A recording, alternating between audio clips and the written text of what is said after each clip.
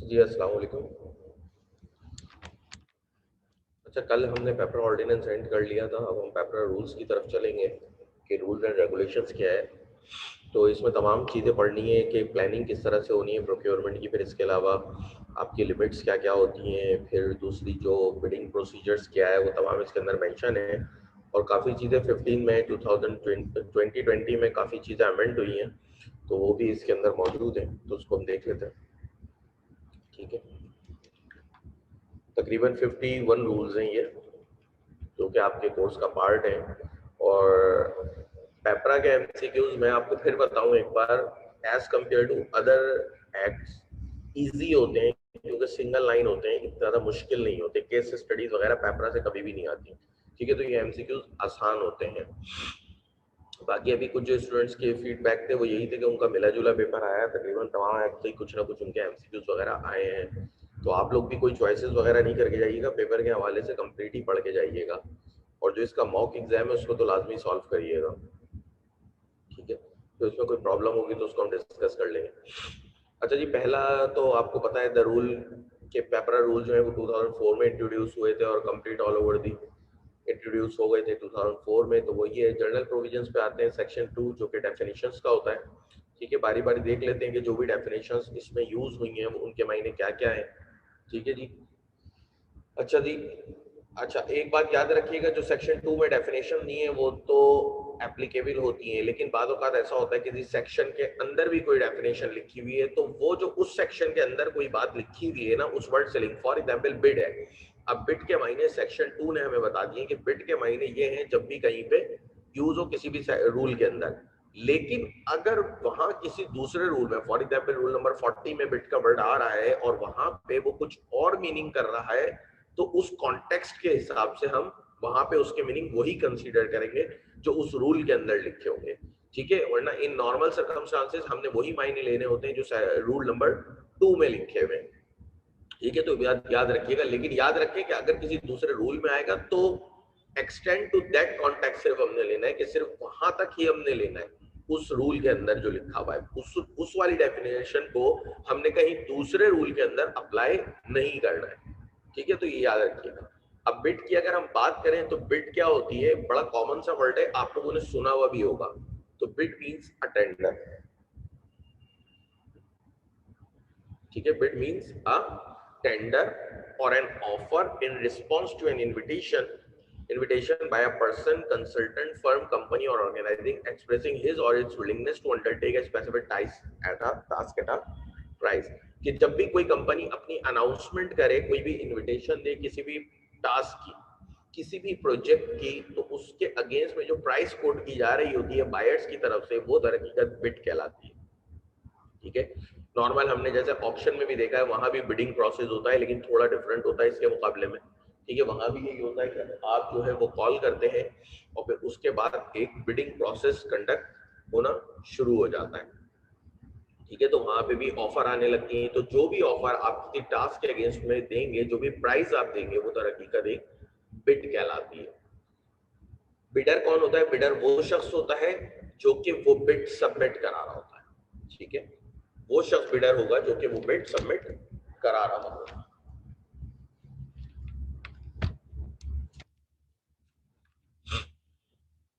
अच्छा देखें, call off order जो रेड से लिखे हुए हैं ये नई अमेंडमेंट्स हैं, तमाम जो बिल्कुल अभी हुई हैं। अगर आप देखें तो यहाँ पे एक स्टार लगा हुआ है, और इस स्टार को अगर आप नीचे देखें, आके इधर देखते हैं, तो इन्होंने बताया हुआ भी है कि ये अमेंडमेंट हुई है कब? 15 मई 2020 में। ठीक है, 15 मई 2020 को इधर थोड़ी सी अमेंडमेंट हुई। तो जो भी चीज रेड से लिखी है वो याद रखें, वो बिल्कुल अपडेटेड है।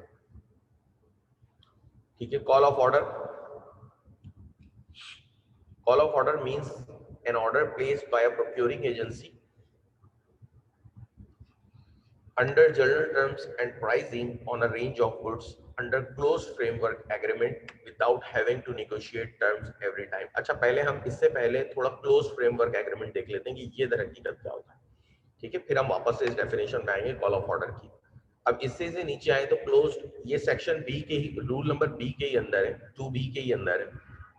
क्लोज फ्रेमवर्क एग्रीमेंट देखें, means an agreement with specified terms and condition with N agreed price, कि कोई भी ऐसा एग्रीमेंट जिसकी टर्म्स एंड कंडीशन स्पेसिफाइड हो और प्राइस एग्री हो, उसको हम कहेंगे क्लोज फ्रेमवर्क एग्रीमेंट। ठीक है, कि कोई भी ऐसा एग्रीमेंट जिसकी टर्म्स एंड कंडीशन एग्रीड हो और प्राइस एग्रीड हो, उसको हम कहेंगे क्लोज फ्रेमवर्क एग्रीमेंट। ठीक है, अब दोबारा कॉल ऑफ ऑर्डर पे जाते हैं। Call off order means an order placed by a procuring agency under general terms and pricing on a range of goods under close framework agreement without having to negotiate terms every time. कि कोई भी order place करना, अगर आसान अल्फाज में कहूँ ना, तो मैं क्लोज फ्रेमवर्क एग्रीमेंट के अंदर कोई भी ऑर्डर प्लेस करना वो कॉल ऑफ ऑर्डर कहलाएगा, किसी भी प्रोक्योरिंग एजेंसी के तहत कोई भी ऑर्डर। क्योंकि देखिए क्लोज फ्रेमवर्क एग्रीमेंट क्या है, जिसमें स्पेसिफाइड टर्म्स एंड कंडीशंस है और एग्रीड प्राइस है।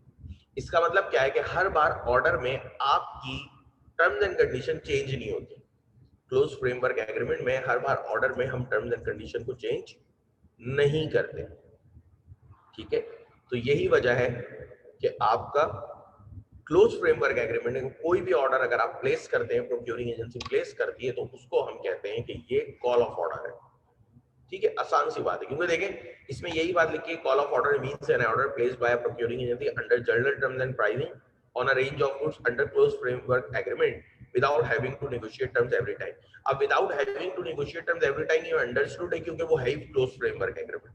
तो क्लोज फ्रेमवर्क एग्रीमेंट में स्पेसिफाइड कंडीशन होती है, एग्रीड प्राइस होती है, कि हर बार आपको pricing terms and condition negotiate नहीं करनी पड़ती। क्लोज फ्रेमवर्क एग्रीमेंट में जब भी आप ऑर्डर प्लेस करती है प्रोक्योरिंग एजेंसी, तो वो कहलाता है कॉल ऑफ ऑर्डर। अब बिड आपने देख लिया कि बिड क्या होता है। अब थोड़ा सा हम देखते हैं कॉम्पिटिटिव बिडिंग क्या होती है।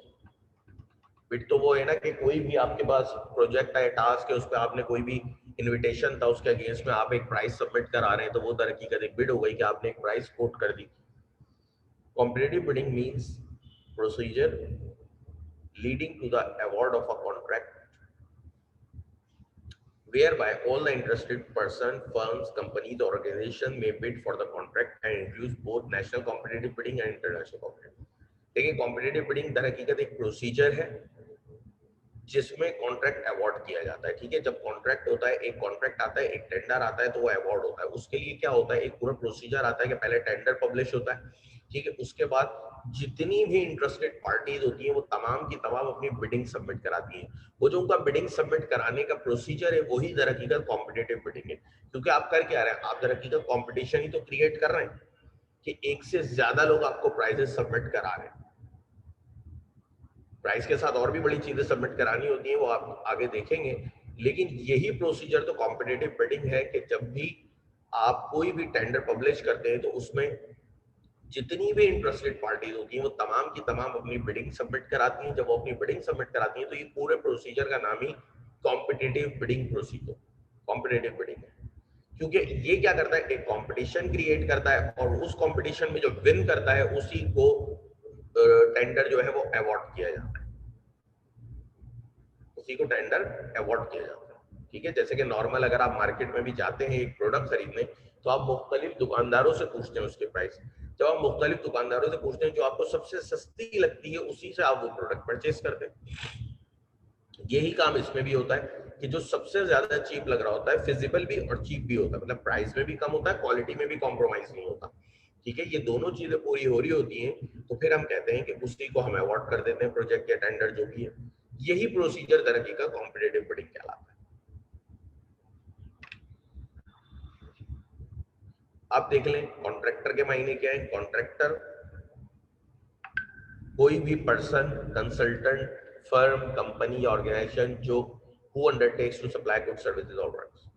जो भी शख्स आपको, कोई भी पर्सन हो सकता है, कंसल्टेंट भी हो सकता है, फर्म भी हो सकती है, कंपनी भी हो सकती है, हर वो शख्स जो कि आपको गुड सर्विसेज या वर्क की सप्लाई करे। अब डिपेंड करता है कि प्रोजेक्ट में बाद औक़ात गुड्स का होगा टेंडर, बाद औक़ात सर्विसेज का होगा, बाद औक़ात वर्क का होगा, तो ये डिपेंड करता है सूरत हाल के ऊपर कि किस तरह का टेंडर था। लेकिन जो भी शख्स इसका सप्लायर होगा वो लाजमी सी बात है एक कॉन्ट्रैक्टर कहलाएगा। ठीक है, बड़ी आसान सी बात थी। जहां पे भी समझ में ना आए आप वहीं पूछ लीजिएगा मुझसे। कॉन्ट्रैक्ट मशहूर जमाना वही डेफिनेशन है। Contract means an agreement enforceable by law. जो कि हम पहली क्लास से पढ़ते आ रहे हैं कि हर वो एग्रीमेंट जो लॉ के जरिए इन्फोर्स कराया जा सकता हो वो कॉन्ट्रैक्ट है, और वही डेफिनेशन इसके भी अंदर है। करप्ट एंड फ्रॉडुलेंट प्रैक्टिसेस,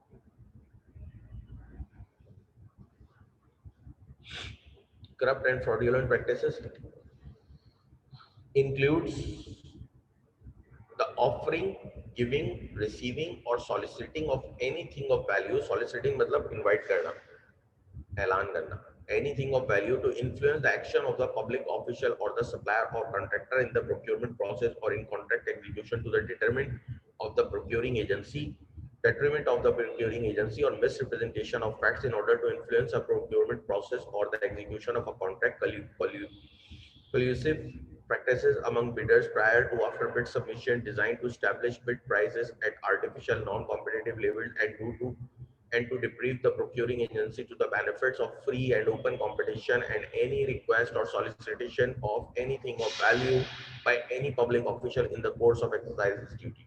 देखिए जी, ये बड़ी बहुत लंबी डेफिनेशन लिखी हुई है, आपको नाम से ही जाहिर है कि कोई भी ऐसी चीज, कोई भी ऐसा काम करना जो कि बिडिंग प्रोसेस को, कॉम्पिटिटिव बिडिंग प्रोसेस को इन्फ्लुएंस करे, ठीक है, कोई भी ऐसा काम करना जो कि कॉम्पिटिटिव बिडिंग प्रोसेस को इन्फ्लुएंस करे, वो दर हकीकत करप्ट एंड फ्रॉडुलेंट प्रैक्टिस है। अब इसमें सब कुछ शामिल है। फॉर एग्जांपल मैं पब्लिक ऑफिशियल को ब्राइब दे रहा हूँ, वो भी इसमें आ गई। फॉर एग्जांपल मैं आर्टिफिशियल बिडिंग क्रिएट कर रहा हूँ, आर्टिफिशियल बिडर्स खड़े कर रहा हूँ, वो भी इसमें आ गई।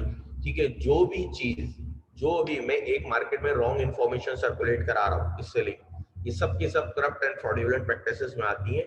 जो भी चीज कॉम्पिटिटिव बिडिंग प्रोसेस को इन्फ्लुएंस करे, उसकी ट्रांसपेरेंसी को चैलेंज कर दे, ठीक है, कि उसकी ट्रांसपेरेंसी पे क्वेश्चन मार्क लगाए, वो आपकी करप्ट एंड फ्रॉडुलेंट प्रैक्टिस है।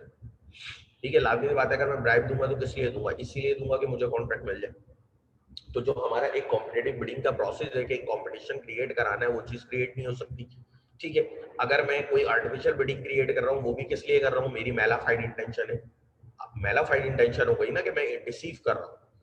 तो जो भी चीज कॉम्पिटिटिव बिडिंग प्रोसेस की ट्रांसपेरेंसी पे क्वेश्चन मार्क लगा देगी, वही चीज करप्ट एंड फ्रॉडुलेंट प्रैक्टिस है। क्योंकि आपका प्रोसेस बिल्कुल ट्रांसपेरेंट होना चाहिए, हर चीज जस्टिफाइबल होनी चाहिए। अगर वहां पे कोई भी मिसरिप्रेजेंटेशन होती है, कोई भी ब्राइब होती है, कोई भी ऐसी चीज होती है जो पब्लिक ऑफिशियल को इन्फ्लुएंस कर दे कि वो बिडिंग जो है वो आपकी तरफ आने लगे, तो सीधी सी बात है, आपकी या आपकी चाहत में किसी दूसरे की तरफ जाने लगे, तो ये चीज करप्ट एंड फ्रॉडुलेंट प्रैक्टिसेस में आती है। क्लियर है करप्ट एंड फ्रॉडुलेंट प्रैक्टिसेस? तो बता दें, थोड़ी सी बड़ी डेफिनेशन थी इसलिए मैं पूछ रहा हूँ।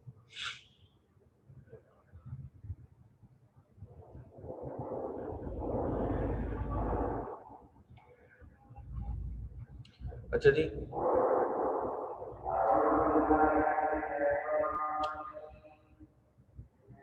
अच्छा मुझे एक बात बता दें, आप लोगों ने कल जो मैंने टेस्ट दिया था वो सॉल्व हो गया आप लोगों से पार्टनरशिप का?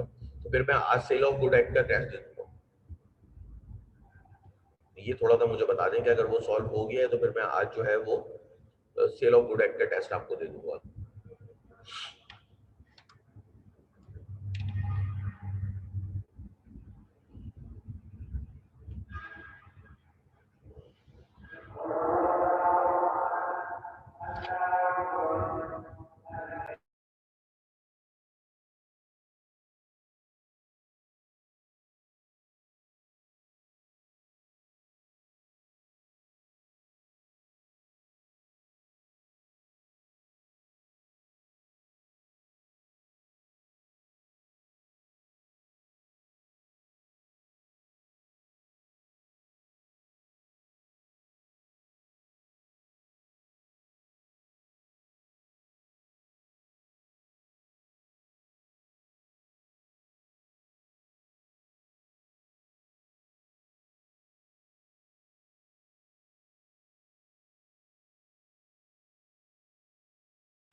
अच्छा जी,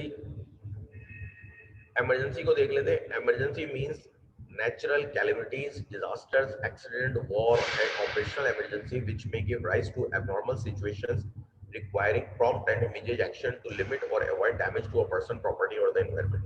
लेकिन पहली बात तो इमरजेंसी में एक क्वेश्चन है, एक मिनट,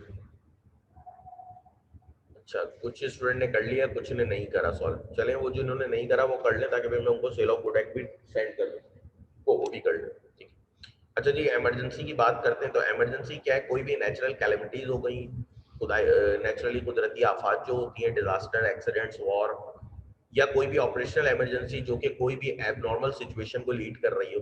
ठीक है, फॉर एग्जांपल कोई एबनॉर्मल सिचुएशन क्रिएट हो जाती है जिसके लिए आपको प्रॉम्प्ट और इमीडिएट एक्शन चाहिए ताकि आप प्रॉपर्टी को डैमेज होने से बचा सकें, तो वो चीज कहलाती है इमरजेंसी। ठीक है, इमरजेंसी वही होती है जो बेसिकली आपकी नॉर्मल लाइफ में होती है कि एक तो वो इमरजेंसी हो गई जो नेचुरली है कि कोई डिजास्टर आ गया, आफत आ गई, सैलाब आ गया, ये तमाम चीजें हो गई। इसके अलावा कोई भी एबनॉर्मल सिचुएशन क्रिएट हो गई जिससे कोई प्रॉपर्टी वगैरह डैमेज हो रही हो और आप उसको बचाने के लिए कोई भी प्रॉम्प्ट एक्शन आपको लेना हो ताकि आप अपने डैमेज को लिमिटेड कर सकें या मिनिमाइज कर सकें, तो वो चीज इमरजेंसी कहलाती है, जिसको इमीडिएट एक्शन रिक्वायर्ड होता है ताकि आप अपनी डैमेजेस को मिनिमाइज कर सकें। ठीक है, इसके अलावा ये ऑपरेशनल इमरजेंसी होती है। इसके अलावा एक नेचुरल इमरजेंसी है कि भाई नेचुरली कोई चीज हो रही है, फॉर एग्जांपल जलजले आ रहे हैं, सैलाब आ रहे हैं, ये तमाम चीजें नेचुरल में आ जाती है डिजास्टर में। ठीक है, फिर मजीद इसमें आए e procurement. E procurement means use of information and communication technologies और डिजिटल और electronic means of procurement process. अपने नाम से ही जाहिर है, ई प्रोक्योरमेंट मतलब इलेक्ट्रॉनिकली कम्युनिकेट होना, और पूरा जो डिजिटल प्रोक्योरमेंट प्रोसेस होगा उसको आप ई प्रोक्योरमेंट कहेंगे।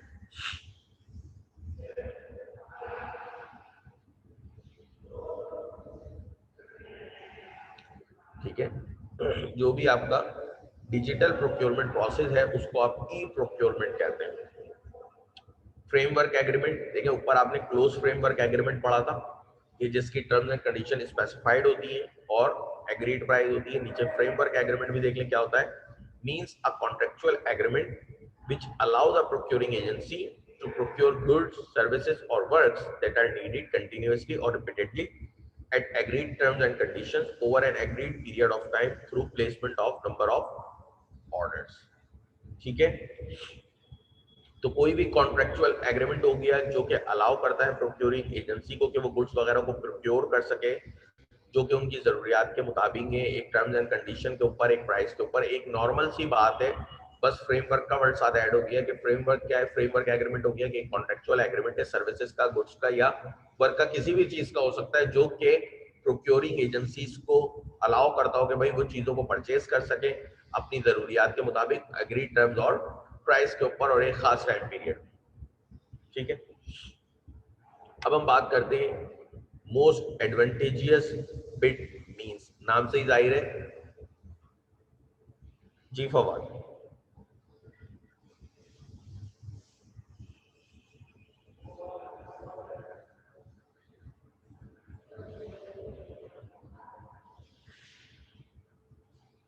एक मिनट,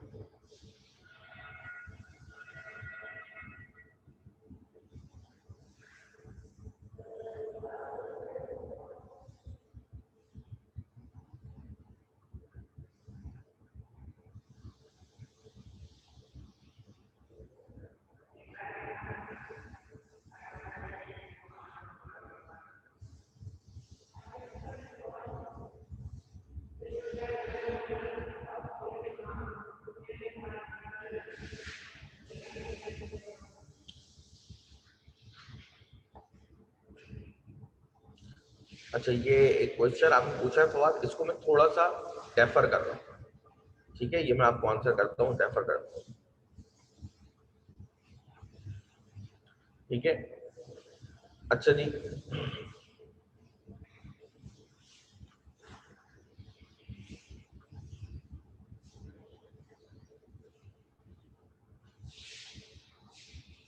अब हम बात करते हैं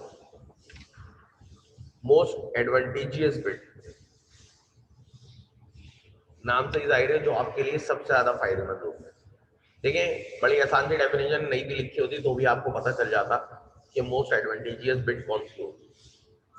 ठीक है, अ बिड और proposal for goods, works or services that after meeting the eligibility or qualification criteria is found substantially responsive to the terms and conditions as set out in the bidding or request for proposal document। ठीक है, कि कोई भी bid या proposal good services या work का जो तमाम क्वालिफिकेशन क्राइटेरिया को मीट करने के बाद is found substantially responsive to the terms and conditions as set out in the bidding or request for proposal document, कि जो भी आपने क्राइटेरिया सेट करा था जो सबसे ज्यादा रिस्पॉन्सिव है, सब्सटेंशियली रिस्पॉन्सिव है, रिस्पॉन्सिव मतलब उसकी क्वालिफिकेशन पे पूरा पूरा सबसे ज्यादा उतर रहा है, वो आपके लिए एडवांटेजियस बिड होगा। फिर इसके साथ साथ evaluated at the highest rank bid or proposal on the basis of cost, quality, qualification or any combination thereof as specified in the bidding document or request for proposal document which shall be in conformity with the selection techniques to be issued by the authority। दोनों चीजों में एक ही बात लिखी है कि जो भी देखें, पहला क्या लिखा है कि जो भी क्वालिफिकेशन क्राइटेरिया आपने दिया था जो सबसे ज्यादा उस पर रिस्पॉन्सिव है, मतलब सबसे ज्यादा उसको क्वालिफाई कर रहा है, सबसे ज्यादा उसकी समझ लें उस पर पूरा उतर रहा है उम्मीदों पे, ठीक है, जो भी क्राइटेरिया उस पर सबसे ज्यादा उतर रहा है वो लाजमी बात है आपका बिडिंग एडवांटेजियस बिड है। दूसरे में भी यही है कि जो सबसे हाई रैंक आप कर रहे हैं, कॉस्ट के एतबार से, क्वालिटी के एतबार से, डिलीवरी के एतबार से, हर एतबार से जो भी आपके स्टैंडर्ड्स थे उस एतबार से जो सबसे आप हाईएस्ट रैंक बिल्ड कर रहे हैं वही आपकी मोस्ट एडवांटेजियस बिल्डिंग है। क्योंकि देखें प्राइस में सबसे कम होगी, क्वालिटी में सबसे अच्छी होगी, इस तरह का कोई इक्विलिब्रियम पॉइंट आपका निकलेगा और वही आपकी मोस्ट एडवांटेजियस बिड है।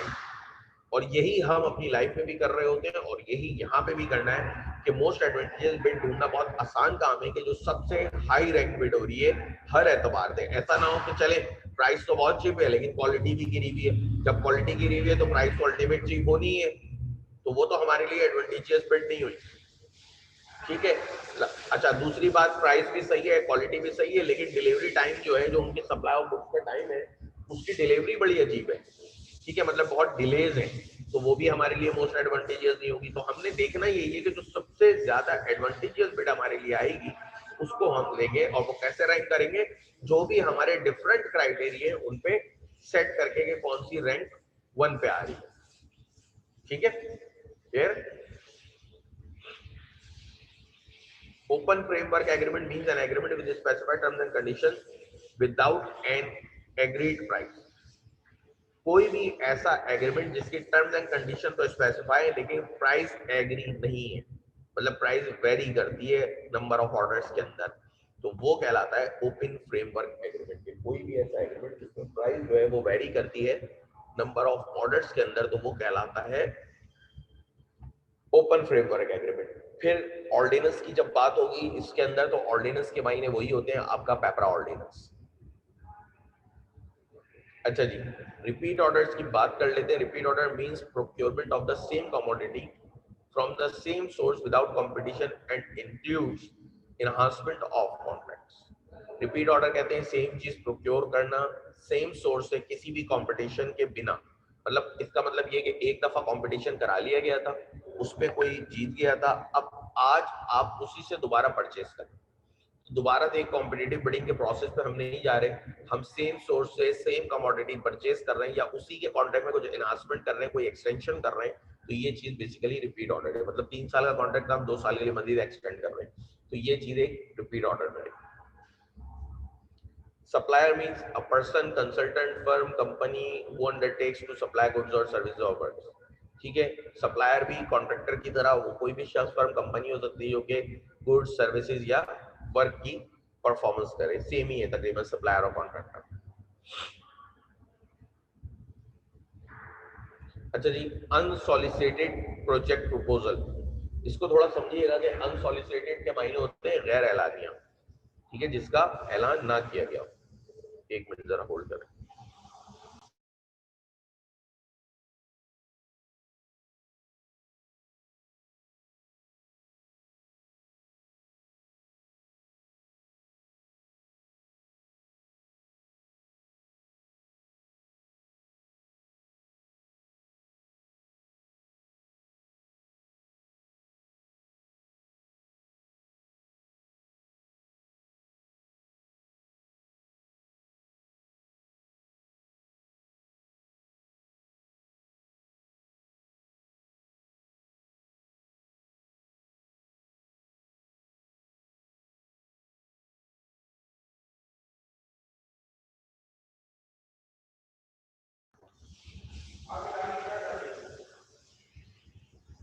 ठीक है जी,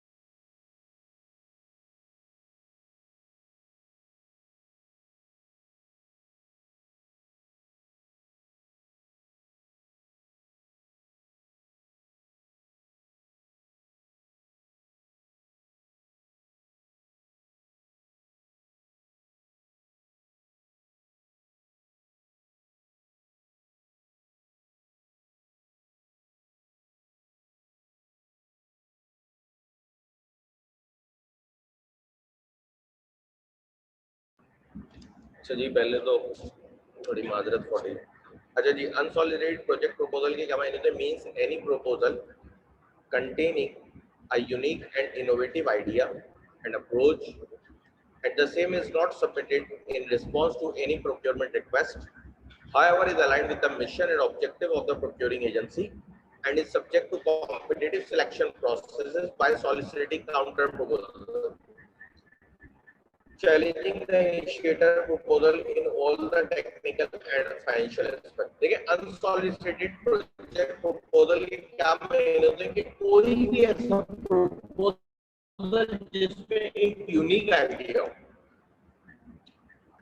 और वो चीज एंड द सेम इसी प्रोक्योरमेंट रिक्वेस्ट के अगेंस्ट में ना आई हो। देखिए, हमने बात करी थी ना, इससे पहले क्या कर रहे थे कि हम टेंडर दे रहे थे और टेंडर के अगेंस्ट में हमारे पास बिडिंग आ रही।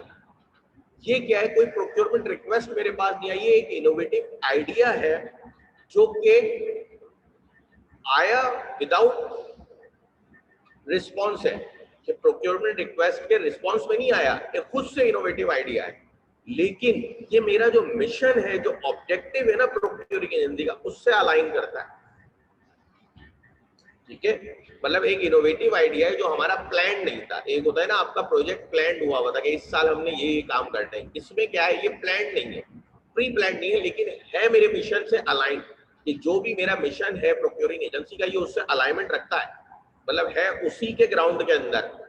लेकिन अगर ऐसा भी कोई चीज है तो उसको भी आपने कॉम्पिटिटिव सिलेक्शन प्रोसेस से गुजारना है। मतलब फॉर एग्जाम्पल एक प्री प्लान नहीं था, प्रोजेक्ट प्रपोजल क्या है, प्री प्लान है। सॉलिसिटेड प्रोजेक्ट प्रपोजल के प्लान हुआ था, ये प्लान नहीं था, ये इनोवेटिव आइडिया है, कोई यूनिक आइडिया आपके पास आया। लेकिन अब होगा क्या, इसको भी आपने प्रोक्योरमेंट का जो कॉम्पिटिटिव बिडिंग प्रोसीजर है उससे गुजारना है, उससे आप इसको भी गुजारेंगे। ठीक है, आप इसके लिए भी दोबारा से एक इसके लिए भी आप एक कॉम्पिटिटिव बिडिंग प्रोसीजर को सेटअप करेंगे जिसमें काउंटर प्रपोजल आएंगे। देखिए, एक तो प्रपोजल वो है जो मैंने दिया, ठीक है, एक प्रपोजल मेरे ही उसमें काउंटर आ जाता है। ठीक है जनाब।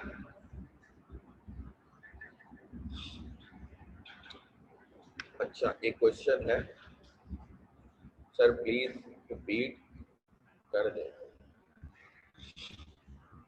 ठीक है, करता हूं। देखिए, सॉलिसिटेड क्या है कि प्लान्ड है, ठीक है। अनसॉलिसिटेड प्रोजेक्टेड प्रपोजल क्या है कि गैर एलानिया है, आपके पास प्लान नहीं था लेकिन एक यूनिक आइडिया आपके पास आया। मतलब एक तो ये है ना कि प्रोक्योरमेंट रिक्वेस्ट थी, फॉर एग्जांपल जब बजट्स वगैरह बने थे तो उसमें रिक्वेस्ट डली हुई थी, उसके अगेंस्ट में आपको मिल रहे थे। यहाँ पे क्या, कोई रिक्वेस्ट नहीं है, एक अनप्लान्ड चीज थी, एक यूनिक आइडिया था, प्लान नहीं था पहले से, एक यूनिक आइडिया आया, उसके अगेंस्ट में, फिर वो किसी रिक्वेस्ट के अगेंस्ट में नहीं आया, वो खुद से एक आइडिया क्रिएट हुआ जो कि एक इनिशिएटर लाया कि भाई हमें इस चीज को परचेज करना चाहिए, इस प्रोजेक्ट की तरफ हमें जाना चाहिए। एक इनिशिएटर लाया और वो पूरी फिजिबिलिटी के साथ लाया, पूरी उसकी कॉस्ट वगैरह हर चीज बिट्स के साथ लाया, ये चीज कहलाएगी अनसॉलिसिटेड। लेकिन इसमें भी देखिए एक खास बात क्या है कि वो ठीक है आपका प्लान नहीं था लेकिन आपके मिशन से अलाइन था। मिशन से अलाइन होना बड़ी जरूरी चीज होती है। देखिए ना, फॉर एग्जांपल अगर एक शुगर फैक्ट्री है, वहां पे आप कपड़े की ऑर्डर करें, कपड़ा परचेज करें, तो ठीक है, चले कपड़ा आप कहेंगे कि अलाइन नहीं है, लेकिन क्या मुझे एक बात बताएं, कपड़ा जो है वो अलाइन नहीं है, लेकिन क्या कपड़ा उनके मिशन में आ रहा है? उनके मिशन में भी नहीं आता। ठीक है, कपड़ा जो है वो उनके मिशन में भी नहीं आता। तो ये भी जरूरी है कि वो चीज आपके मिशन पे होनी चाहिए, मिशन से अलाइन हो। और उसके बाद फिर हम कंसोलिडेट प्रोजेक्ट को भी ऐसे ही नहीं करते कि जो भी इनिशिएटर आया हमने उसी को एक्सेप्ट कर लिया, नहीं, उसके लिए भी फिर हम बाकी कॉम्पिटिटिव बिडिंग प्रोसीजर पे जाते हैं कि बाकी लोग भी अपने प्रोपोजल, काउंटर प्रोपोजल जमा कराएं, और जो भी उसमें से बेस्ट प्रोपोजल होगा, जो भी मोस्ट एडवांटेजियस बिड होगा, हम उसको प्रोजेक्ट असाइन करेंगे। क्लियर है मास?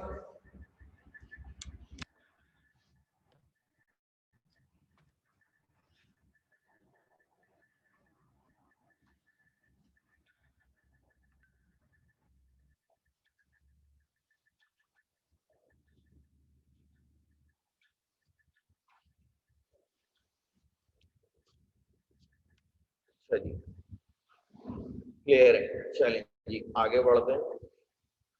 वैल्यू फॉर मनी, नाम से ही जाहिर है, value for money means best returns for each rupee spent in terms of quality, timeliness, reliability, after sale services, upgradability, price, source, and the combination of whole life cost and the quality to meet the procuring agency requirement.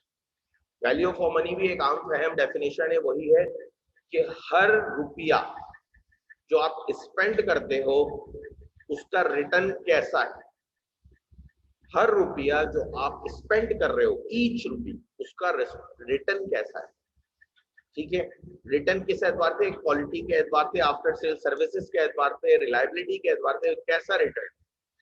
मतलब जिस शख्स को भी अगर मैं building दे रहा हूँ, जो भी कर रहा हूँ, क्या वो वैल्यू फॉर मनी है।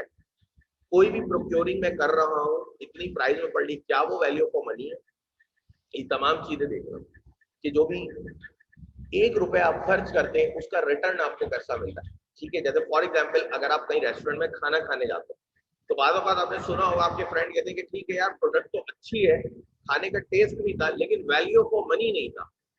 मतलब बाद ये चीज बड़ी महंगी है, ठीक है, लेकिन क्वांटिटी बड़ी कम थी, टेस्ट बहुत अच्छा था, क्वांटिटी कम थी, तो आप कहेंगे यार वैल्यू फॉर मनी नहीं है, ये अपनी प्राइस के हिसाब से जस्टिफाइबल नहीं है। तो यही चीज वैल्यू फॉर मनी होती है। अब वहां क्या करते हैं, वहां आप देखते हैं कि जो मेरी जेब से 1 रुपए लगा है इस खाने पे या 200 रुपए लगे, उसमें मुझे रिटर्न कितना मिला। अब ठीक है, चीज का टेस्ट बहुत अच्छा था, लेकिन मेरा पेट ही नहीं भरा उससे। इसका मतलब है क्वांटिटी के एतबार से वो वैल्यू फॉर मनी नहीं आ रहा था, एक्सपेंसिव था।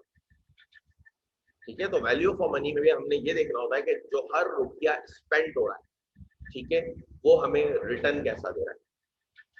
समझ में तो आ रहा है ना आप लोगों की सारी डेफिनेशन, क्योंकि थोड़ी सी मुश्किल एरिया है, इसलिए मैं बार बार पूछता हूँ आप लोगों से।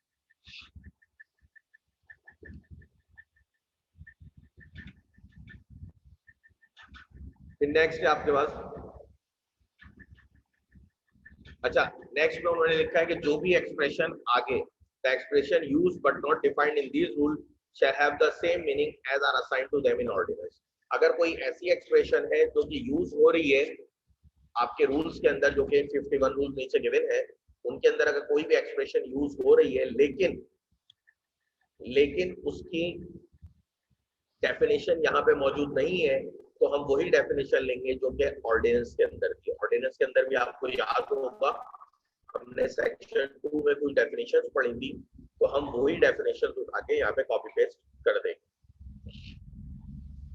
अब आ जाते हैं सेक्शन 3 के ऊपर, स्कोप एंड एप्लीकेबिलिटी। ठीक है, scope and applicability. Save as otherwise provided, these rules shall apply to all procurement made by all procuring agencies of federal government, whether within or outside Pakistan। जो भी आपकी procuring agency है, जब तक के कोई स्पेशल अप्रूवल ना हो, जैसे कि आपको याद होगा आपने ऑर्डिनेंस में पढ़ा था कि अथॉरिटी जो है वो रिकमेंडेशन दे सकती है कि इस प्रोजेक्ट को या क्लास ऑफ प्रोजेक्ट को आप एक्सेप्ट कर दें, याद है ना आपको। तो वो चीज ना, तो जब तक कोई भी दूसरी चीज प्रोवाइड ना की जाए उस वक्त तक ये फेडरल गवर्नमेंट की तमाम प्रोक्योरिंग एजेंसी के ऊपर ये रूल अप्लाई होते हैं, सबके सब अप्लाई होते हैं। Principles of procurement. Procuring agencies, while engaging in procurement, shall ensure that the procurements are conducted in a fair and transparent manner. The object of procurement brings value for money to the agency and the procurement process is efficient and economical। देखिए वही बात करी कि जो भी procuring agency होंगी जबकि वो प्रोक्योरमेंट कर रही होंगी, तो उन्होंने ये जरूर देखना है कि जो भी प्रोक्योरमेंट प्रोसेस है वो आपका बिल्कुल ट्रांसपेरेंट रहना चाहिए, और जो भी ऑब्जेक्ट आपने परचेज किया है वो वैल्यू ऑफ मनी होना चाहिए एजेंसी के लिए। ठीक है, वैल्यू ऑफ मनी होना चाहिए। जैसे कि हमारी गवर्नमेंट अक्सर करप्शन करते वक्त जो परचेजेस करती है वो वैल्यू ऑफ मनी नहीं है। जैसे पिछले दिनों में आपने मच्छरदानी की परचेजिंग और इस तरह की सुनी होगी, तो वो वैल्यू ऑफ मनी नहीं हो रही होगी, ठीक है, एक्सपेंसिव परचेज हो रहे होते हैं। ठीक है, तो हमने यही देखना है, प्रिंसिपल ही यही है बेसिकली प्रोक्योरमेंट का, कि भाई जो भी चीज आप परचेज करेंगे वो वैल्यू ऑफ मनी हो टू द प्रोक्योरिंग एजेंसी, और आपका प्रोसेस जो हो प्रोक्योरमेंट का वो बहुत ट्रांसपेरेंट हो और बिल्कुल फेयर हो। उसमें किसी भी किस्म की फ्रॉडुलेंट प्रैक्टिसेस वगैरह शामिल ना हो, ठीक है। International and inter governmental commitments of the federal government, आपको पता है फेडरल गवर्नमेंट के कमिटमेंट्स इंटरनेशनल भी होते हैं, फिर इंटर गवर्नमेंटल कमिटमेंट भी होते हैं गवर्नमेंट के आपस में, ठीक है। तो ये तमाम चीजें भी होती हैं, और इंटरनेशनल भी फेडरल गवर्नमेंट के कमिटमेंट होते हैं। So whenever these rules are conflict with an obligation or commitment of the federal government arising out of an international treaty or an agreement with a state to state or any international financial institution, the provision of such international treaty or agreement shall prevail to the extent of such conflict. ठीक है, अब ये तो एक rule लिखा हुआ है, आपने एक रूल बना दिया, आपने एक स्टैंडर्ड बना दिया, ठीक है। इसी तरह से आपने ऑर्डिनेंस भी बना दिया, वो भी एक स्टैंडर्ड बन गया। अब ये तो बातें आपने लिख दी, लेकिन बाद ऐसा होता है कि फेडरल गवर्नमेंट हालात को देखते हुए भी कुछ कमिटमेंट्स करती है, ठीक है। वो गवर्नमेंट टू गवर्नमेंट भी हो सकते हैं, जैसे कि इंटर गवर्नमेंट आपकी सूबाई से भी हो सकते हैं, और इसके अलावा इंटरनेशनल ट्रीटी के मायने एग्रीमेंट नहीं होते हैं, जो लिखा है ना TREATY, इंटरनेशल ट्रीटी, इसके मायने इंटरनेशनल एग्रीमेंट भी होते हैं। ये वर्ड आप टेक्स्ट में भी सुनेंगे, टेक्स्ट ट्रीटी और इस तरह के वर्ड, तो इसके मायने एग्रीमेंट भी होते हैं, ठीक है। देखिए, जब भी कुछ इस तरह के कमिटमेंट्स हो जो कि फेडरल गवर्नमेंट में करने हो, तो फेडरल गवर्नमेंट के जो कमिटमेंट है वो सुपरसीड करेंगे, फिर हम उन कमिटमेंट्स को प्रेफरेंस देंगे इन रूल्स के ऊपर, सिर्फ उस कॉन्ट्रैक्ट के ही ऊपर, उस सिनेरियो के ऊपर, उस एग्रीमेंट के ऊपर, ठीक है। जब भी कोई कॉन्फ्लिक्ट आए, देखिए पहली बात तो फेडरल गवर्नमेंट जब कमिटमेंट्स करती है तो वो इसके अंदर रहकर ही करती है, लेकिन अगर बाय चांस फेडरल गवर्नमेंट कोई भी ऐसा, भले स्टेट टू स्टेट करे भले इंटरनेशनल करे, ठीक है, कोई भी ऐसा कमिटमेंट करती है जो कि इन रूल से कॉन्फ्लिक्ट कर रहा है, कॉन्ट्राडिक्ट हो रहा है, तो हमने उस कॉन्ट्रैक्ट के अंदर फेडरल गवर्नमेंट के कमिटमेंट्स को प्रेफरेंस दें, ठीक है।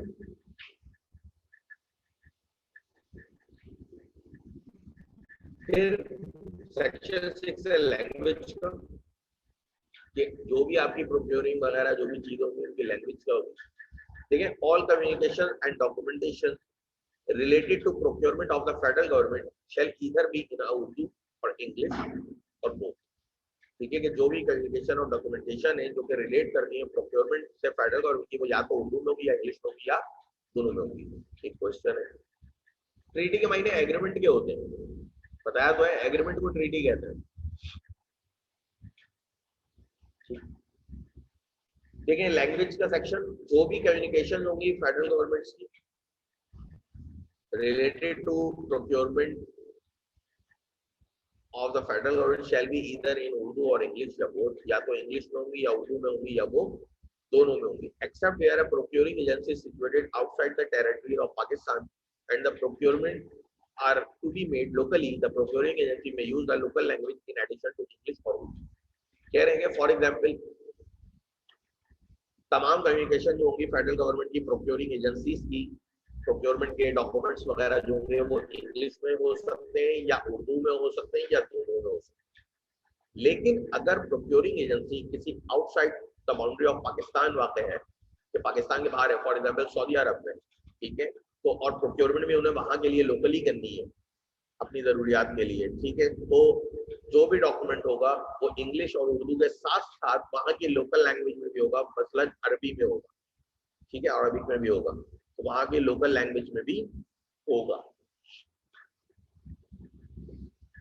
फिर where the use of local language is found essential, the original document shall be in Urdu or English, which shall be retained on record for all other purposes, their translation in local language shall be used। कि अगर कहीं पे local language जो है वो essential हो गई तो ठीक है, जो भी ओरिजिनल डॉक्यूमेंटेशन होगी वो तो इंग्लिश उर्दू में होगी जो कि रिकॉर्ड में रखी जाएगी, लेकिन बाकी दूसरे पर्पजेस के लिए उसकी एक ट्रांसलेशन वहां की लोकल लैंग्वेज में बनवा दी जाएगी। Provide that such use of local language ensure maximum economy and efficiency in the procurement, ठीक है। ये भी देखना है कि जो लोकल लैंग्वेज है वो एक तो मैक्सिमम इकोनॉमी और एफिशिएंसी भी लाए प्रोक्योरमेंट प्रोसेस में, इकोनॉमिकल भी हो और एफिशिएंसी भी लाए प्रोक्योरमेंट में। In case of the dispute, reference shall be made to the original document retained on it। अब देखें जब एक चीज की ट्रांसलेशन हो रही है तो हो सकता है कोई ट्रांसलेशन में एरर हो जाए या कोई सेंस लेने में गलती हो जाए, ठीक है, क्योंकि आप ट्रांसलेट कर रहे हैं ना, जैसे कि आप नॉर्मली जब इंग्लिश बोलते हैं और अगर आप उर्दू में सोच के इंग्लिश बोलना शुरू करते हैं तो सेंस में गलती आती है। इसी तरह आप इंग्लिश में एक वर्ड लिखते हैं, जुमले लिखते हैं, और गूगल ट्रांसलेटर में जब आप जाते हैं तो वो उसको उर्दू में कुछ अलग तरह से ट्रांसलेट कर रहा होता है, ठीक है। तो जब हम ट्रांसलेशन पे जाते हैं तो ये इश्यूज कभी कभी आ जाते हैं। तो अगर कोई भी डिस्प्यूट होता है तो जो ओरिजिनल डॉक्यूमेंट है जो कि इंग्लिश और उर्दू में बना था, हम उसको रेफर करेंगे, उसको प्रेफरेंस देंगे, ठीक है, क्योंकि वो दर हकीकत हमारे पास ओरिजिनल रिकॉर्ड है अगर हम ट्रांसलेशन करवाते हैं। फिर 7 है integrity pact. Procurement exceeding the prescribed limit shall subject to an integrity pact as specified by the regulation with the approval of the federal government between the procuring agency and the supplier or contractors. देखिए, जितनी भी procurements है उनकी limits prescribed हुई है आगे rules के अंदर।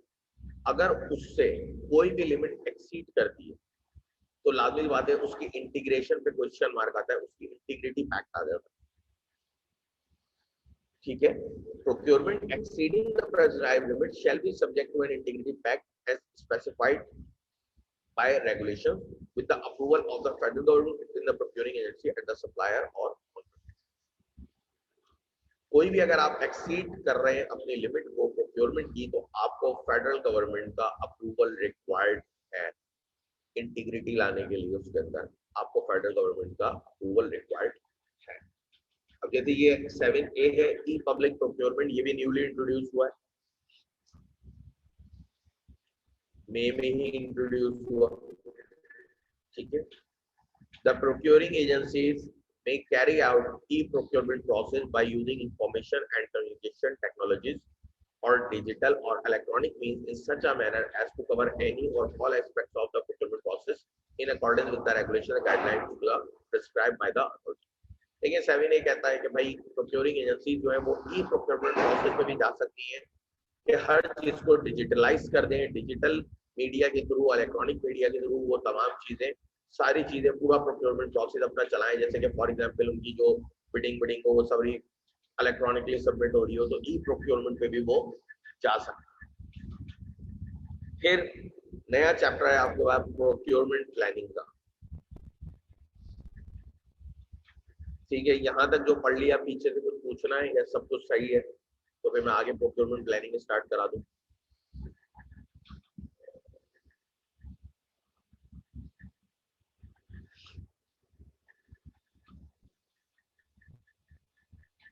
बता दें कोई आगे, फिर मैं आगे स्टार्ट करूं। 3 ही सेक्शन है इसमें, 4, ठीक है जी, क्लियर है। प्रोक्योरमेंट प्लानिंग में within 1 year of commencement of these rules, all procuring agencies shall devise a mechanism for planning in detail for all proposed procurement with the object of realistically determining the requirements of the procuring agency within its available resources, delivery time or completion date and benefits that are likely to accrue to the procuring agency in future. कह रहे हैं कि इस rule के publish होने के, commencement होने के 1 साल के अंदर अंदर तमाम प्रोक्योरिंग एजेंसीज को एक मैकेनिज्म बनाना है for planning in detail of all proposed procurement with the object of, ठीक है, कि वो अपनी जितनी भी proposed procurement है उसकी planning कर लें इस ऑब्जेक्ट को मद्देनजर रखते हुए कि वो रियलिस्टिक हो, मतलब एप्लीकेबल भी हो प्लानिंग, ठीक है। Determining the requirements of the procuring agency के रिक्वायरमेंट को पूरा करती हो उसके अवेलेबल रिसोर्सेज के अंदर रहते हुए, और डिलीवरी टाइम, कंप्लीशन डेट, ये तमाम चीजों को देखते हुए जो कि प्रोक्योरिंग एजेंसी अपनी प्लानिंग कर ले, ठीक है। मतलब प्रोक्योरमेंट प्लानिंग क्या है कि दर हकीकत इन रूल्स के शुरू होने के 1 साल के अंदर अंदर ये रूल आया था। रूल नंबर 8 कहता था कि जब भी ये रूल आएंगे उसके 1 साल के अंदर अंदर, ये तब की बात है जब ये इंट्रोड्यूस हुआ था, अब तो आपने करने ही इसके थ्रू है, ठीक है। जब तो ये कब 2004 में इंट्रोड्यूस हुआ था ना, तब तो इसको कुछ काफी साल हो गए, ठीक है। तो बात ये है कि प्रोक्योरमेंट प्लानिंग था कि तमाम की तमाम प्रोक्योरिंग एजेंसीज को अपनी प्रोक्योरमेंट को प्लान करना है इस ऑब्जेक्ट के साथ कि वो रियलिस्टिक हो, अवेलेबल रिसोर्सेज के अंदर मुमकिन हो, ठीक है, उसकी कंप्लीशन डेट क्या हो, बेनिफिट्स क्या क्या उससे हमें एक्योर होंगे फ्यूचर में, तमाम एक प्लान बनाना था, ठीक है, ये रूल नंबर 8।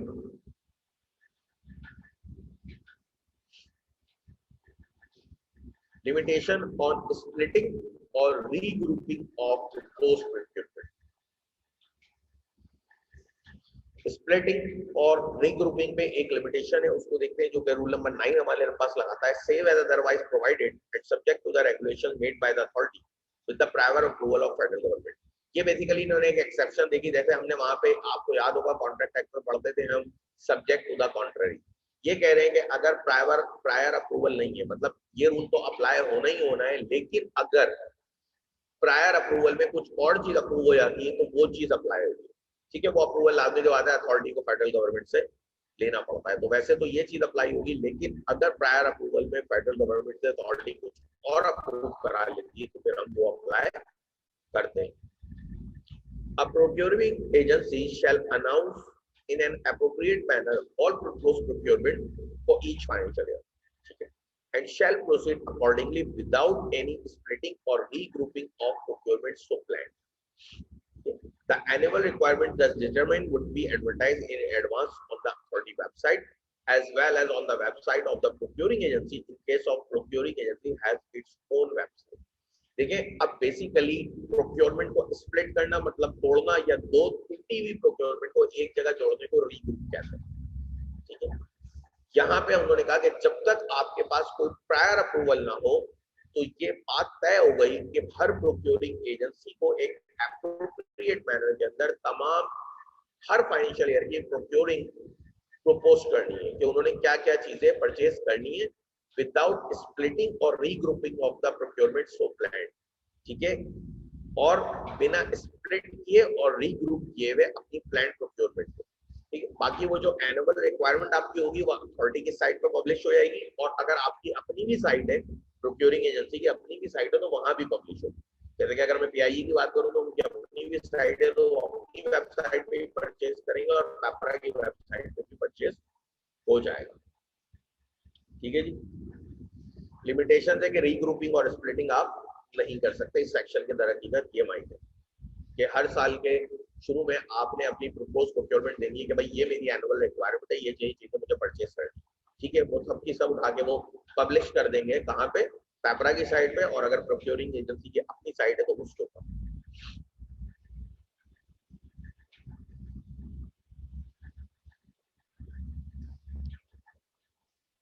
नाइन रिपीट कर दो, देखिए 9 रिपीट कर देता हूँ। देखिए, पहली बात तो उन्होंने कहा अगर आपने ये रूल तो अप्लाई होना ही होना है, लेकिन अगर आपको चेंज कराना है तो फिर लाजमी सी बात है आपको फेडरल गवर्नमेंट से एक प्रायर अप्रूवल लेना पड़ेगा अप्लाई करने से पहले। ठीक है, ये तो एक बात हो। दूसरी बात कह रहे हैं कि जो भी प्रोक्योरिंग एजेंसी होंगी उन्होंने अपनी एनुअल रिक्वायरमेंट प्रपोज करनी है कि वो क्या क्या प्रोक्योर करेंगे एक एप्रोप्रिएट मैनर में, जिसमें स्प्लिटिंग मतलब दो ऑर्डर, दो प्रोक्योरमेंट को तोड़ना या दो टूटी हुई प्रोक्योरमेंट को जोड़ना। ठीक है, ये चीज अलाउ नहीं है। ठीक है, ये चीज अलाउ नहीं है। अब देखिए, ये जो बात लिखी हुई है ना स्प्लिट वगैरह वाली, ये इसलिए लिखी है कि रूल जब स्टार्ट हुए थे तो पहले से ऑलरेडी भी उनकी प्रोक्योरमेंट प्लान थी। ठीक है, उनको रीग्रुप करना और ये सब करना, तो ये बेसिकली उन्होंने एक लिमिटेशन दी कि ना आप स्प्लिट कर सकते हैं और ना रीग्रुप कर सकते हैं, मतलब दो प्रोक्योरमेंट को एक ग्रुप भी नहीं बना सकते और एक को दो हिस्सों में तोड़ भी नहीं सकते। ठीक है, और इसी ये आपका ये दोनों काम आप नहीं करेंगे तो आपकी जो भी प्रपोज प्रोक्योरमेंट होगी वो एप्रोप्रिएट मैनर में होगी। ठीक है, मतलब सिंगल लाइन आपने सारी चीजें करनी है, एक प्रोक्योरमेंट एक ऑर्डर। ठीक है, इस तरह से आपको पूरा अपनी वो करनी है। इस तरह से आप जो भी प्रोक्योरमेंट होगी आपकी एनुअल, उसको आप अथॉरिटी की वेबसाइट में पब्लिश हो जाएगी, और इसके अलावा वो प्रोक्योरिंग एजेंसी की अपनी वेबसाइट पे भी पब्लिश होगी अगर वो वेबसाइट रखी है तो। ठीक है जी, आगे बढ़ो।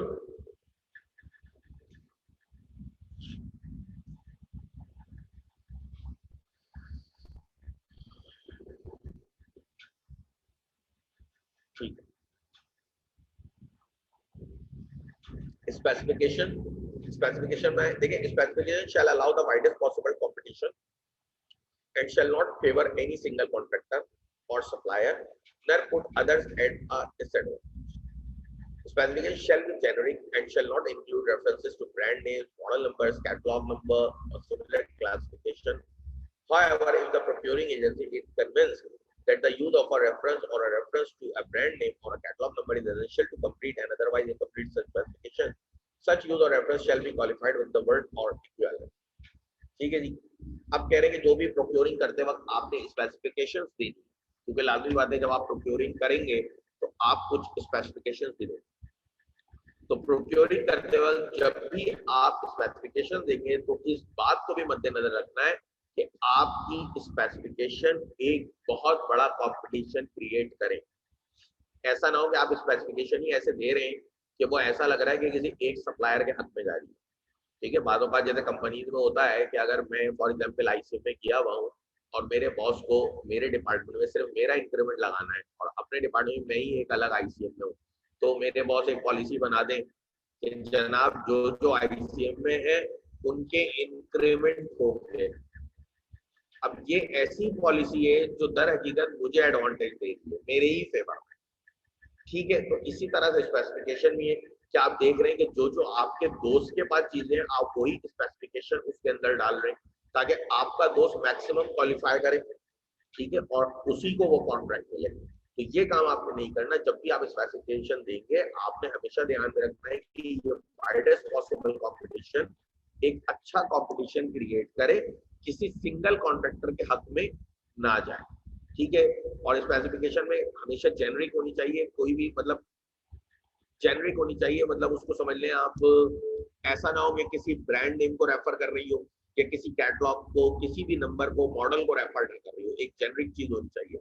ठीक है, इसके अलावा अगर कभी हाँ बाज़ औक़ात ऐसा लगता है प्रोक्योरिंग एजेंसी को कि स्पेसिफिकेशन में ब्रांड नेम वगैरह देना जरूरी है, वरना वो ब्रांड जो स्पेसिफिकेशन है वो अधूरी लगेगी. ठीक है, वरना वो स्पेसिफिकेशन जो है वो अधूरी लगेगी. तो फिर वो यूज कर सकती है ब्रांड नेम वगैरह, लेकिन उसके साथ वर्ड इक्विवेलेंट भी ऐड करेगी. ठीक है, तो स्पेसिफिकेशन की दो तीन बातें हैं. एक तो ये कि भाई जो भी स्पेसिफिकेशन होगी वो आपने कभी भी सिंगल कॉन्ट्रैक्टर को माइंड में रखने के लिए देनी, हमेशा ऐसी देनी है जो कि आपका कंपटीशन क्रिएट कराए. और जितनी भी स्पेसिफिकेशन हो तमाम जेनरिक हो, एक कॉमन स्पेसिफिकेशन हो. ऐसा ना हो कि किसी ब्रांड नेम में किसी रेफरेंस नंबर ले रहे हो, आप मॉडल नंबर ले रहे हो, कैटलॉग नंबर ले रहे हो. हाँ, अगर बाद औक़ात प्रोक्योरिंग एजेंसी को लगता है कि नहीं ब्रांड नेम देना जरूरी है वरना हमारी स्पेसिफिकेशन अधूरी रहेगी, तो फिर उसके साथ वो वर्ड इक्विवेलेंट भी लगाएंगे. ठीक है, वो इक्विवेलेंट वर्ड भी लगाएंगे. जैसे कि फाइनेंस की जॉब आती है ना, उसमें लिखा हुआ होता है आईसीएम में सीए, एसीसी और इक्विवेलेंट. वो भी यही होता है कि ब्रांड नेम भी लगाते थे उसके साथ वर्ड इक्विवेलेंट भी लगाते हैं, क्योंकि उनको लगता है कि अगर हमने इन्हीं तीन को स्पेसिफाई कर दिया तो मार्केट में तो और भी बहुत ज्यादा प्रोफेशनल कोर्सेज हैं उनके साथ ज्यादती हो जाएगी. ठीक है, तो इसी वजह से वो इक्विवेलेंट का वर्ड भी यूज करते थे. तो यहाँ पे भी ऐसे ही कि स्पेसिफिकेशन जब भी आप देंगे उसको कभी भी आपने लिमिटेड नहीं करना, कॉमन रखनी है. हाँ, ब्रांड नेम वगैरह को अगर आप रेफर करते हैं क्योंकि आपको फील हो रहा है कि अगर हम रेफर नहीं करते तो हमारी बात अधूरी लगेगी, हमारी स्पेसिफिकेशन अधूरी लगेगी, तो ठीक है आप यूज करें, लेकिन उसके साथ वर्ड इक्विवेलेंट भी ऐड करें. लिखा है provided that this rule shall not apply to procurement made by public sector commercial concern on the demand of private sector client, specifying in writing a particular brand, model or classification of equipment, machinery or other objects. ठीक है, कह रहे हैं कि ये rule जो है वो अप्लाई नहीं होता. shall not apply to procurement made by public sector commercial concern on the demand of private sector client. ठीक है, अगर कोई भी पब्लिक सेक्टर ऑर्गेनाइजेशन अपने किसी प्राइवेट सेक्टर क्लाइंट के लिए कोई भी प्रोक्योरमेंट कर रही है, ठीक है, क्योंकि उनके भी क्लाइंट होते हैं.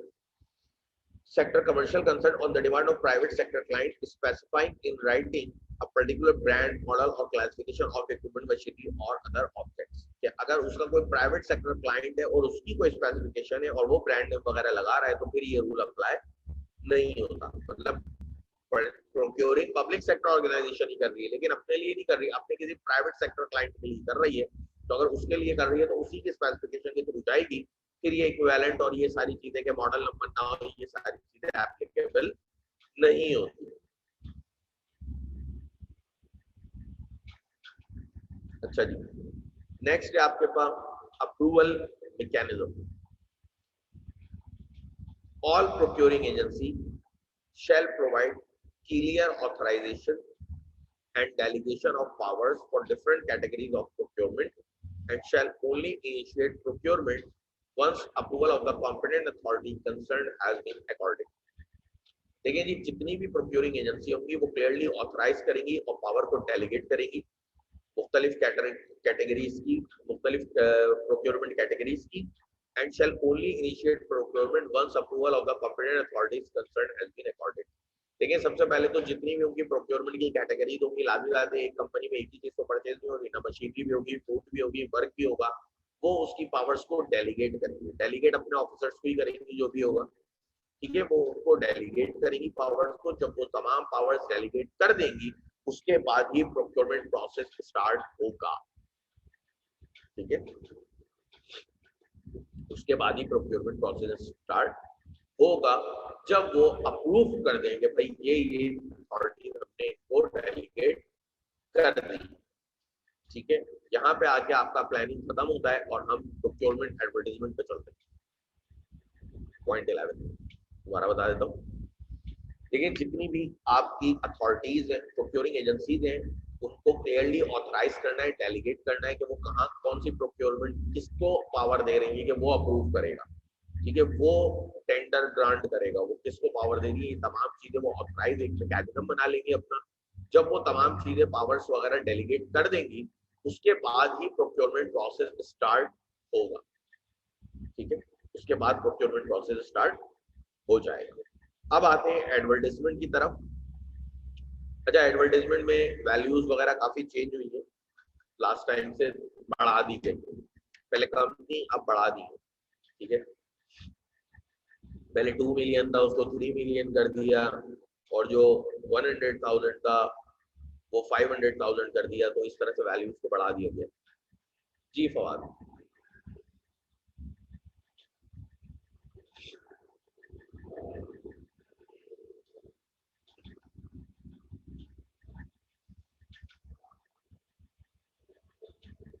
कॉम्पिटेंट अथॉरिटीज वो होती है, जैसे कि जो कॉम्पिटेंट होती है जिसको आप डेलीगेट करेंगे ना अथॉरिटी, तो वो कॉम्पिटेंट होगी उस जगह कि अब वो ऑथराइज्ड हो गई है, तो उसके बाद ये कॉम्पिटेंसी आ गई है कि वो जो है इसको साइन कर सके, ठीक है, तो वो कॉम्पिटेंट अथॉरिटीज होती है। देखिए आपकी कंपनी में आपकी छुट्टी है, आपकी छुट्टी अप्रूव आपका मैनेजर कर रहा है, तो उस वक्त वो मैनेजर कॉम्पिटेंट अथॉरिटी है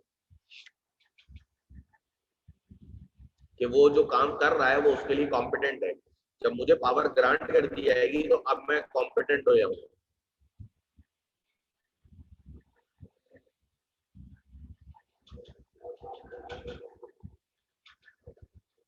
ठीक है। और कोई सवाल? तो फिर हम आगे चले प्रोक्योरमेंट एडवर्टाइजमेंट में। नेक्स्ट वीक के एक क्लास में इंशाल्लाह ताला ये हमारा एंड भी हो जाएगा।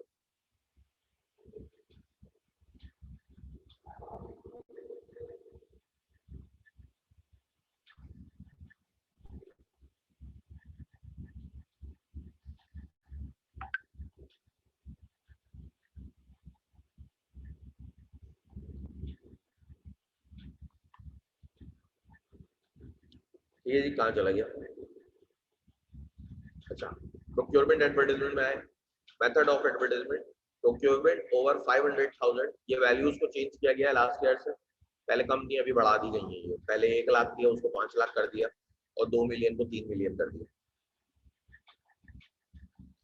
Procurement over 500,000 Pakistani rupees and up to the limit of 3 million Pakistani rupees shall be advertised on the authority website in the manner and format specified by the regulations by the authority from time to time. These procurement opportunities may also be advertised in print media if deemed necessary by the procuring agency.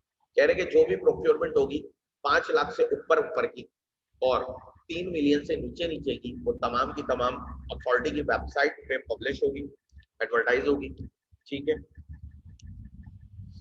जो भी तरीकेकार authority ने बताया है advertisement करने का वो उनकी site पे पब्लिश हो जाएगी। अच्छा, दीज प्रोक्योरमेंट अपॉर्चुनिटी में also be advertise in print media if deemed necessary by the, और अगर प्रोक्योरिंग एजेंसी को लगे कि हाँ भाई प्रिंट मीडिया यूज करना चाहिए तो वो प्रिंट मीडिया यूज कर सकते हैं, अदरवाइज इसमें मैंडेटरी नहीं है कि आपने प्रिंट मीडिया यूज करना है। अब ये वैल्यूज आपने याद रखना बड़ी जरूरी है, ठीक है, कि जो भी प्रोक्योरमेंट 5 लाख से ऊपर और 3 मिलियन मतलब 30 लाख, ठीक है, 30 लाख से कम होगी, इनके रेंज के अंदर होगी, इस इंटरवल में होगी, तो उसको आपने अथॉरिटी की वेबसाइट पर पब्लिश करना है, जो भी रेगुलेशन अथॉरिटी के हैं उसके थ्रू, ठीक है। और इसके अलावा आपने प्रिंट मीडिया में भी उसको अगर जरूरत पड़े तो एडवर्टाइज करना है, वरना जरूरी नहीं है एडवर्टाइज करना उसको प्रिंट मीडिया में।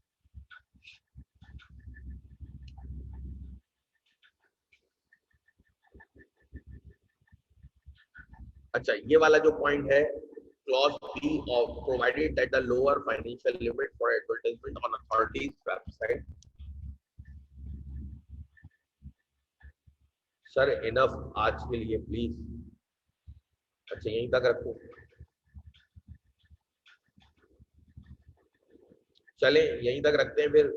थोड़ा सा ये ड्राइव बहुत ज्यादा है, क्योंकि प्रैक्टिकल है ये बहुत ज्यादा, और आप लोगों ने करा नहीं है अभी। जब आप ये पूरा पढ़ लेंगे तो जब मैं आपको टेंडर दूंगा तो उसको एक दफा स्टडी कर लें, तो आपको दिखेगा कि हाँ ये सारी चीजें उसके अंदर हो रही हैं, ठीक है। उसी रूल के तहत वो टेंडर बनाया गया, उसको आप गो थ्रू एक दफा कर लीजिएगा तो आपको ये तमाम चीजें और अच्छी क्लियर हो जाएगी।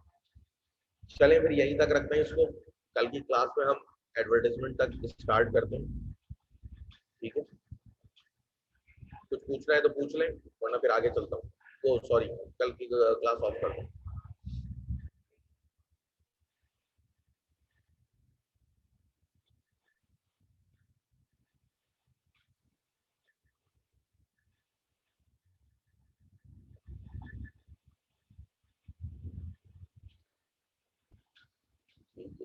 चलें, अल्लाह हाफिज, यहीं तक रखते हैं फिर।